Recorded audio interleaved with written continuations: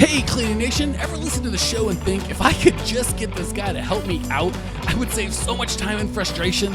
Or my life would be awesome if I could just get a few of these systems they're actually talking about actually implemented in my business? Well, if that's you, I've got some spectacular news. I am hosting our first ever live event. We are personally going to walk through the cleaning profit method with no more than 16 owners and cleaning companies in just 2.5 days. I cannot wait to get to know you and your business personally and implement the entire clean profit method together. If this is scratching where you itch, stop watching or listening to the show right now and go to growmycleaningcompany.com/live to get all the details. Like I said, I can't wait to get to know you and your business personally and implement the entire clean profit method. growmycleaningcompany.com/live. Check it out now. I'll see you soon. Cleaning Nation, welcome to another episode of Cleaning Amazingness. As always, we start the show by thanking you for being the best community in the whole wide world, telling you that you're awesome, and this show exists because you tell a friend, because you subscribe, rate, and review on iTunes, because you join the Facebook group, because you support us, come to our events, give us shout-outs, buy the book, all that good stuff. You guys are amazing. Keep up the good work, and we will keep doing our best to help you guys grow and hit your cleaning company dreams. That said, everything that we've got for the latest and greatest on how to get financial freedom, time freedom, all the things that you thought and knew that your cleaning company could make for you, all the tools that you're going to need are growmycleaningcompany.com. Check it out right now. Today, we are chatting with Andres Leal from Lava Flash in Guadalajara, Mexico. Lava Flash has been serving the commercial market for the last 3 years in Guadalajara. If you want to reach out to Andres and his team, you get a hold of him at www.lavaflash.com.mx. Andres, welcome to the show, man. Hey, Mike. Thank you for having me. My pleasure. As I mentioned to you right before we got started, I think, and if I'm wrong, our first actual Mexican guest will call and yell at me, but I think you may be our straight out of Mexico first guest, man. Welcome to the program. Thank you. I'm honored. All right, so first and foremost, I love the international. I think we're in like 90-some countries by now, and I love the international nature of this show. So anytime I get someone from across any border, I love hearing what's your favorite thing about the show. They're like, oh, that works in Mexico just like it does in the States. And what's the one thing I say that you're like, I don't know if that works the same here as it does there? Surprisingly, a lot of things are very similar here and than the U.S., except for maybe the salaries. But it's quite similar, and a big difference I would say is I guess the clients maybe they're a little bit more picky in the U.S. as far as I've learned, and I guess that would be it, you know. Okay, cool. I just always like hearing what's working and what's not working out there in other countries. And that said, how did you come across the show? And again, I'm in Arizona, so we're kind of almost as close as you can get to Guadalajara and still be in the States, but still a different country. How did you get connected with the show? I was desperate, man. Like, I was having so many business issues as far as administration, and because the company we're on the company, my dad and I, so it's just the two of us, and then the employees.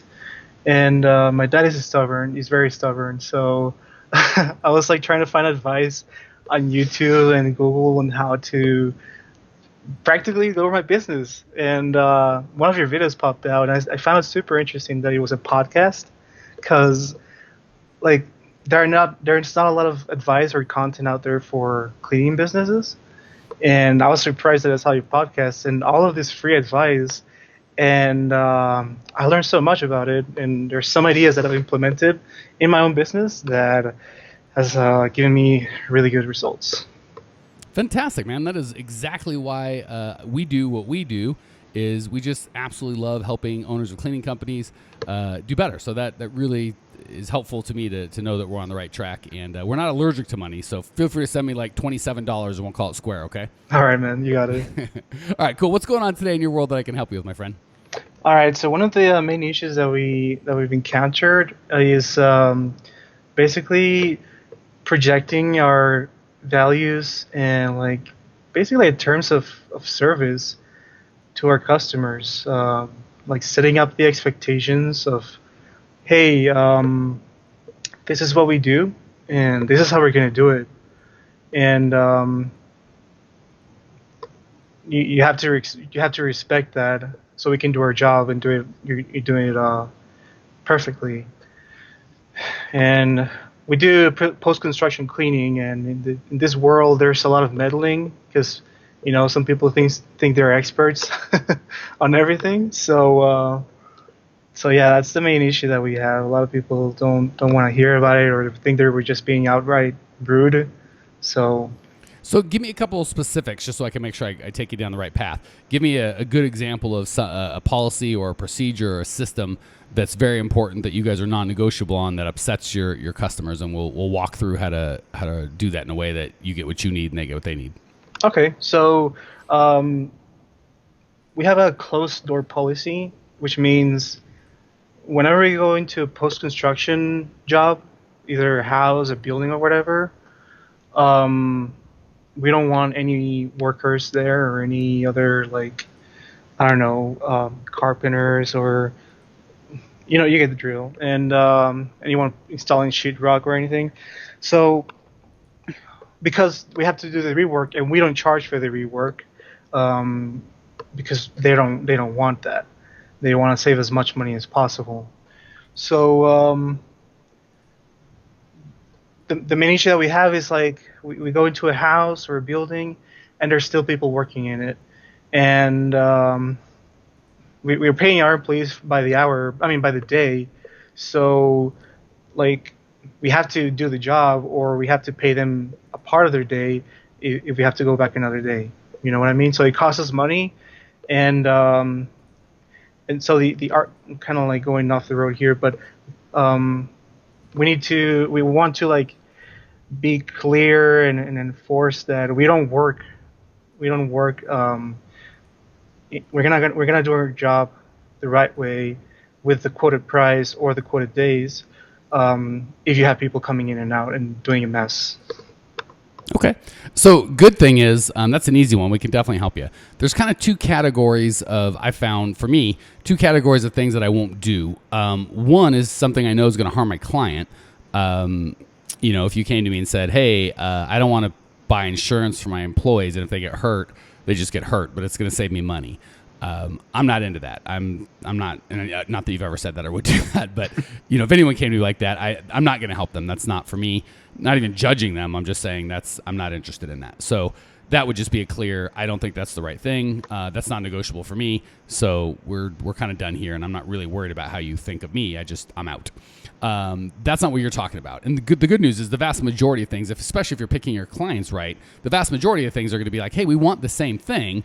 I just have a different way of going about it than you do, right? They want you to be in and out as quickly and cheaply as possible. And guess what?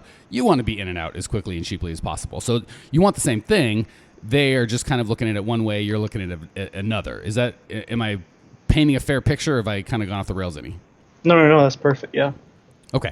So first and foremost, we got to remember whether we're selling a new customer or reselling an old customer. Let me tell you, the people I quote unquote sell the most are my one-on-one clients. I'm constantly selling them, and I'm using big air quotes because I'm being a little facetious.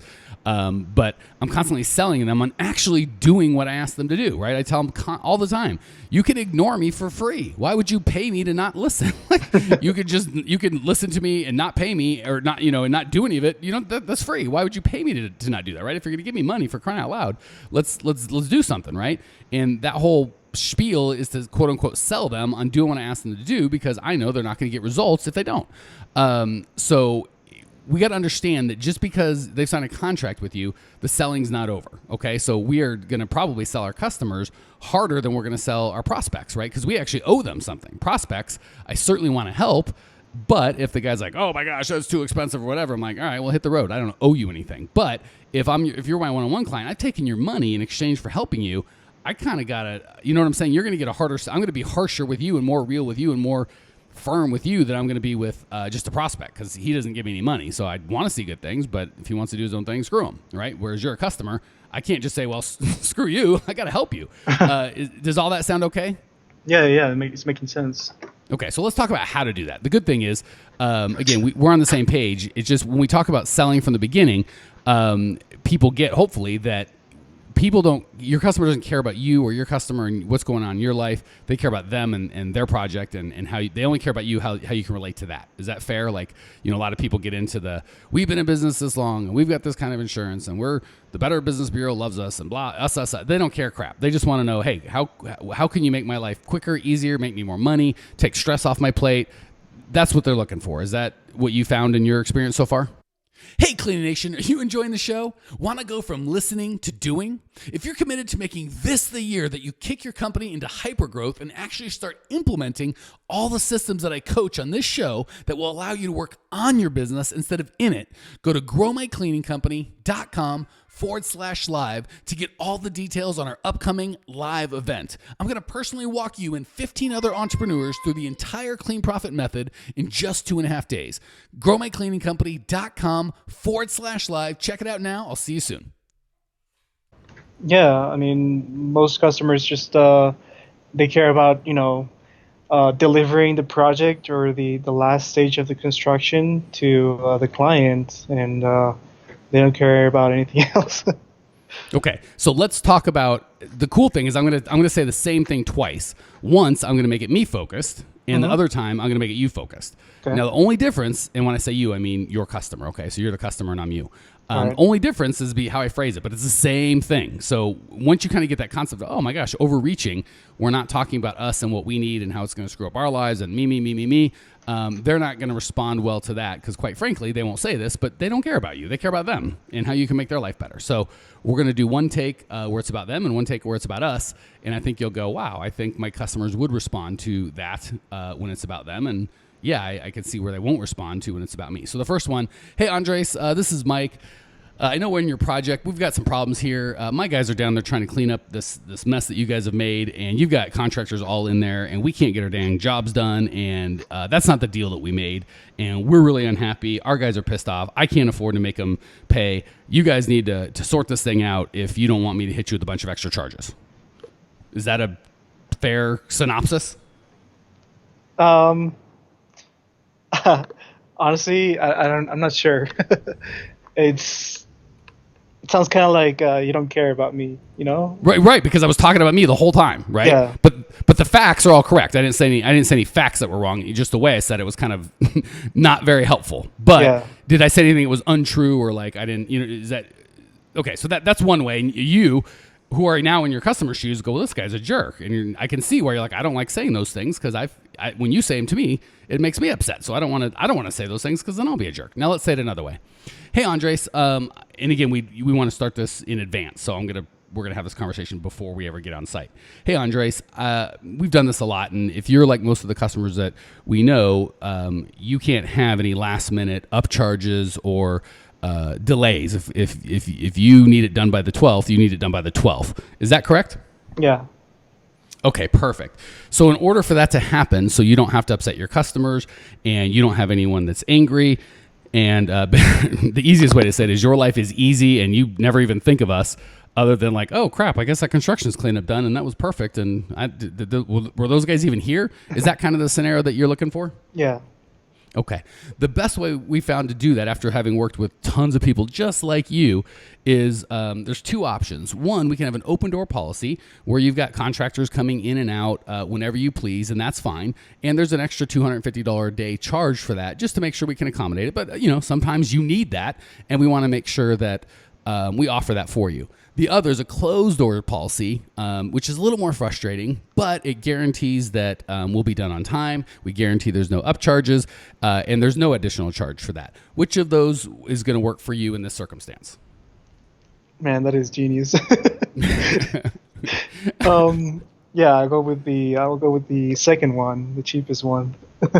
Fantastic. And of course, we're here to serve you and make your life easy. So for whatever reason you need contractors in there, absolutely no problem. We'll take care of you. There will be that upcharge, but I'm sure that's not going to be the case because it sounds like you're pretty committed to getting this done on time and on budget. Are we cool? Yeah, let's do it. Done. So if you play this back, and again, this is a podcast, so everybody listening, feel free to rewind 2.5 minutes. Count the I, we, us, our, me. In the first deal, there's probably 20 of them, and maybe 2 or 3 you or your. In the second time I said it, there's probably 20 you or your, and maybe 2 or 3 I or we. All I did was changed it from what I need and what I want and how you are making my life inconvenient, which quite frankly you don't care about. And since you're the one that has the money and I would like to possess that money, well, we gotta take your cares into consideration. The second one, all I talked about was what you need and how to get you your goals. So I don't like our policy is this and that's just it. Well, I don't give two craps about your policy, right? Like I don't know if they have that in Mexico, but in the United States we have the dry cleaners that'll be like, we are not responsible for lost or stolen goods. So it's like, well, because you put up a sign, you can just steal my crap and be like, well, we're not responsible. Like a sign doesn't make it okay, dude. Like I'm not responsible for punching dry cleaners in the face. If I have that like a sign on my shirt, I can't just go punching people. Like, you can't just because you have a sign doesn't mean it's okay. So that's a very like we need this and it's very we centered and it pisses people off, right? Like why would you say that? You would instead say, hey, if you want to make sure you don't get stuff lost and stolen, do this, right? Like let's help out. So all that to say, the long story short is the focus needs to change from I, we, us, our. I need this, we need this. It makes my life difficult to you, your. You are looking for this. You want this to happen. In order for that to happen, this is how it's going to go. We've had lots of experience with people just like you, and here's a policy to do it. And then you always give them choices, right? If it's not immoral, I'm always going to give someone a choice. So if I've got a client that needs it a certain way and I want to do it another way, I'm going to go, well, can I do that? And one of the kind of rules I found works for me most of the time in business is if you have a problem that requires money and you have money, well, then you don't have a problem, right? So if the guy came to you and said, hey, Andres, if we've got to have contractors in there, but let me just throw you an extra $200 a day for every day we have contractors. Is that cool? You're probably gonna be like, yeah, it's cool, or 500 or whatever the number is for you, right? Yeah. But if you get to pick that number, all of a sudden you're like, man, I wish we could get some more clients that had people in there. I love that extra cash. Like we don't do that much work, we get paid. So when possible, again, if it's an ethical or moral thing, right? If someone's going to curse at my employees or yell at them or treat myself or any of my employees with disrespect, that's non-negotiable. I'm out. We're done. But if it's just a preference, like I'd rather this or that, it's not immoral. I'm not being rude. I'm not being a jerk. I'm just a customer and I'm selfish and I want it my way. The answer is always absolutely. Here's what it costs. So, I don't really do a lot of, hey, could you fly out to my place and, run my business for me? I don't have a program for that. But if someone that I like said, would you do that? And I don't know, what you pay? $5,000. No, I can't do that. $150,000 for a month. Yeah, I'll be right out. I'll see you on Monday. Right. So it's not that I wouldn't say, hey, Andres, I don't care that you want that. That's not how I train. I go, well, that's what it costs. Then you might go, well, I can't pay that. Okay, well, here's another way I can help you that might work. As opposed to just going, I'm not going to come out there and do that. Well, shoot, you might have $150,000 you're trying to get rid of. And far be it for me to tell you no. So again, first and foremost, break it into categories. Is this a legal, ethical, moral thing? And if it is, obviously, you can't help them, right? If someone wants to do something illegal or steal or lie or cheat, there's no negotiation. There's no I, me, us. It's just no for me. And obviously, you've got your own rules in that. So you'll if it's that first category, we're not going to try and make nice. We're just going to draw a line in the sand and say, no, I'm not going to lie, cheat, or steal. The second category is I want people on site. We want to pay you like this. Whatever the case may be. Like, hey, we want to pay net 90. Yeah, that's no problem. We have net 90 things. You have to put up a bond. I have to pull your credit. You have to have a DMB report. There's a $10,000 deposit. But absolutely, we get paid net 90. Well, I'm not going to do all that sort of stuff. Oh, that's funny because if you pay in advance, we give a 4% discount. Well, see what I'm saying? Instead of me going, well, it doesn't work for me. You don't care about me, right? So all that to say, if it's something you're not going to do, obviously don't do it. And that's usually for me, legal, ethical, moral. I'm not going to do anything that I'm uncomfortable with. If it is something that's not a legal thing and you want me to come out and fly out there and pat you on the head and tell you it's going to be and hold hands and work with you for a month, well, I'm just going to charge an exorbitant rate. Like, well, I wouldn't do that for this amount, but for that amount, yeah, I'll be right there. Maybe you will pay the rate, maybe you won't. But yeah. I'm still saying yes. And you don't hate me if I'm like, well, that's $150,000. You go, oh my goodness, I can't afford that. Oh, well, here's another way I can help you and then maybe you go, okay, fantastic. But you're in a much better space to help or be helped versus me just trying to lay down the law. Did they answer your question? Yeah, man.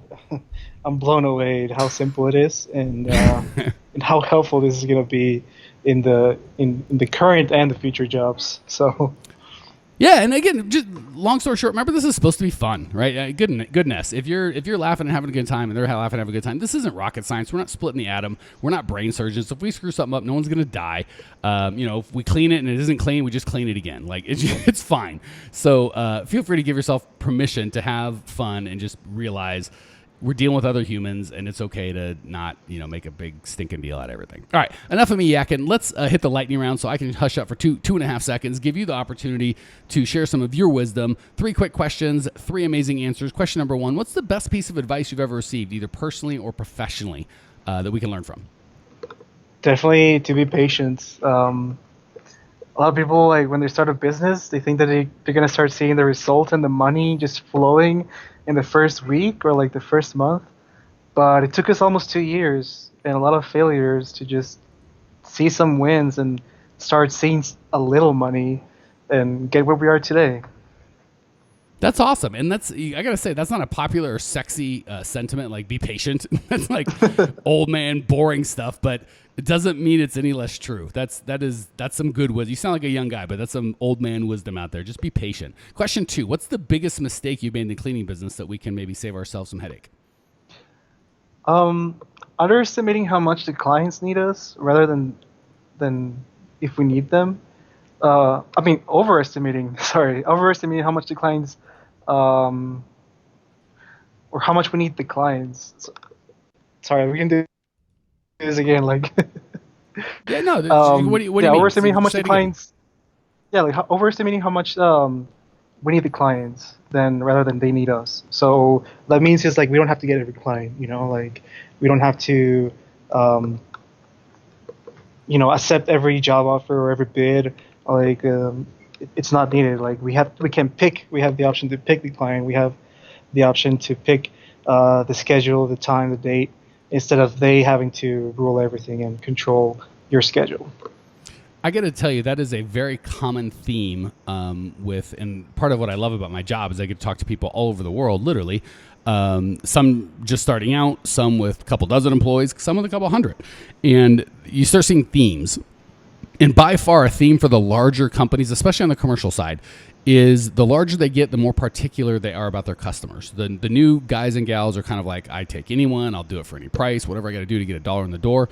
But I found the larger you get, the more particular they get. So if you're smaller and you want to be large, that's a good way to start kind of acting like a bigger company, is be more particular about who you pick. And a way to do that is to have a system to bring in the right prospects all the time, right? I can be real picky about who I pick because there's more dang people of you in Cleaning Nation than there's me to help y'all. So when I've got so much lead flow, people coming in and going, help me, I can really pick the ones not only that I think I can give the best help to, but that I like and I want to work with, I want to hang out with, right? Like this event we're doing next week in Phoenix is 16 people. I handpicked every single one of them. And we are doing another one. The first one sold out so quickly. We're doing another one in Florida. If you go to growmycleaningcompany.com/live, you can see where we're staying. I rented a house. We're all going to hang out together for 2.5 days, and you can see how to apply to see if you can get one of those 16 spots. All right, enough of that. I don't know how I just totally took your great advice and made it about me. So I did the exact opposite of what I told you to do. Bad rating, bad podcast host. Let's hit the last question. I promise I'll stick my nose out of it for 2 seconds. What's one idea Cleaning Nation can put into practice right away that will improve their business or their lives? Doesn't even have to be anything big. Could be something small, but just something easy to implement they can put in practice right away that will make their lives or the business even a little better. The biggest investment you can make right now is investing in Google ads and Facebook ads. It's gonna, I cannot like, I don't know how to say it, but like, I cannot like, it's just so cheap, and the return of investment is, 400-fold. It's so big, and all you need is some time to learn it, to learn a little bit of ads, copy, or you can hire someone. But I guarantee you that it's going to be worth it, because the money they put in, you're going to get it twice or more back. All right. So first of all, you made a liar out of me, Andres, because now I am going to stick my big fat nose in what you said. 2 things. One, in the States, I have not found Facebook or Google advertising to be a quick something you do right now. It's a longer term play. Mm-hmm. Second, traffic is not super cheap here. Certainly on AdWords, it's still okay on Facebook, but it's there. That said, there are some countries, and apparently Mexico is one of them, and from what I know, I would agree with that stuff is still super cheap. So if you are in one of those countries, and again, in the States, you can absolutely still make money. It's just not a slam dunk. Like, you do have to have some copy, and you have to kind of know what you're doing. And again, you might want to hire someone to really understand it before you put a bunch of money into it. But there is an opportunity in all countries. Some countries, it sounds like Mexico, are just like a no-brainer. You really can just kind of throw money at it, and it's still so new. The traffic is undervalued. In the States, we're a little past that, but you can still make a lot of money. It's just not. You gotta be good at it. Is that? I know I kind of took over what you're saying. Do you take exception with any of the stuff I said, Andres, or are we on board with one another? So I do agree that Facebook and Google Ads is cheaper here. It's way cheaper, like dollars to the cent. However, we used to also spend a lot of money on advertising in Google and Facebook until we started to. Well, I started to optimize everything, like every keyword and everything, looking for like the keywords that are going to get to our business, get us the right customers.